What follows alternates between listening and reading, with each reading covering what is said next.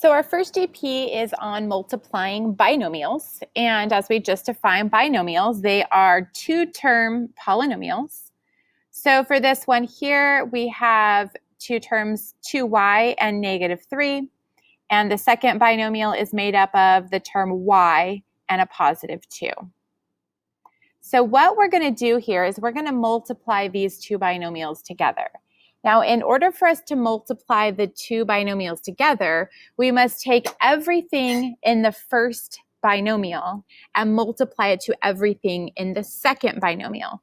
Now, notice that our directions are asking us to multiply using the distributive property.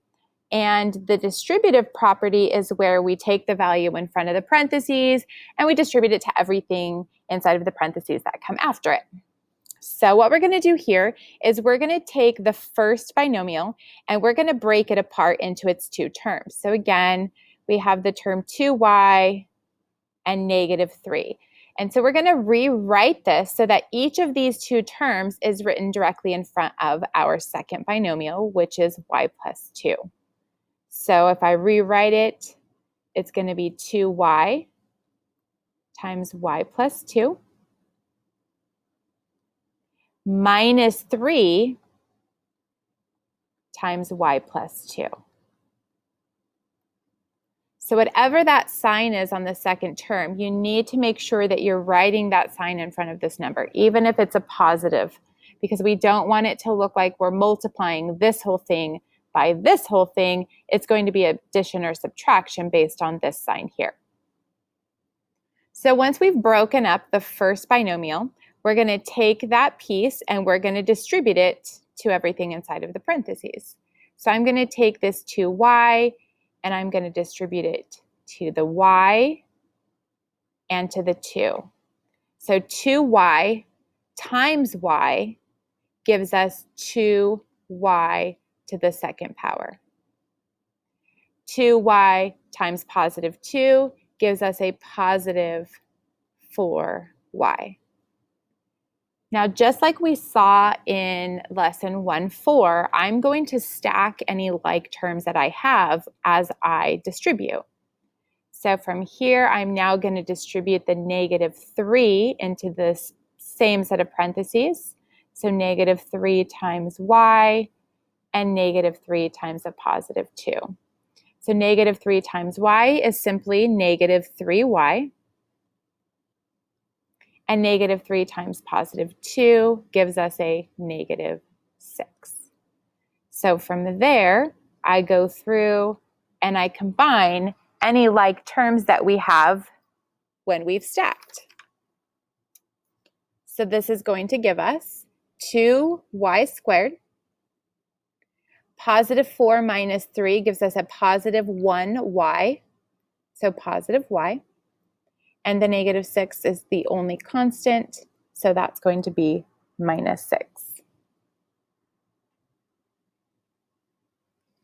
So for your toolbox, what did we do here? Well, the first thing we did was to break apart that first binomial.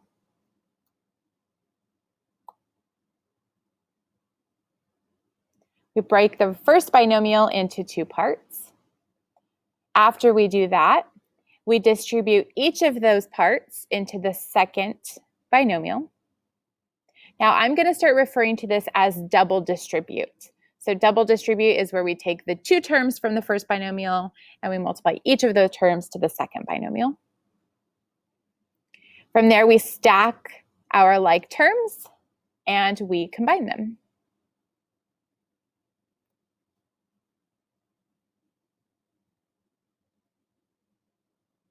All right, so from there, I want you guys to try this second question before I go through it. So go ahead, I left the toolbox up, pause the video, and try to multiply these two binomials together, and then pause to see how you do.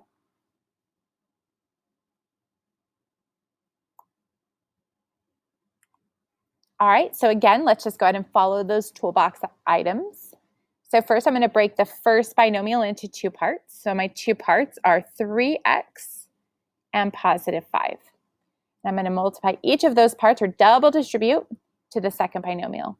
So we have 3x times x plus 4 plus 5. And again, make sure you write that plus sign, times x plus 4.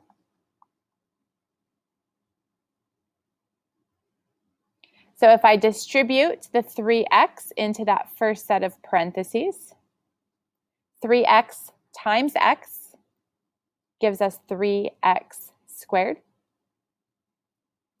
3x times 4 gives us 12x. 5 times x and 5 times 4. 5 times x gives us a positive 5x. And 5 times 4 gives us a positive 20. From there, I go through, I've stacked my like terms, and now I combine them.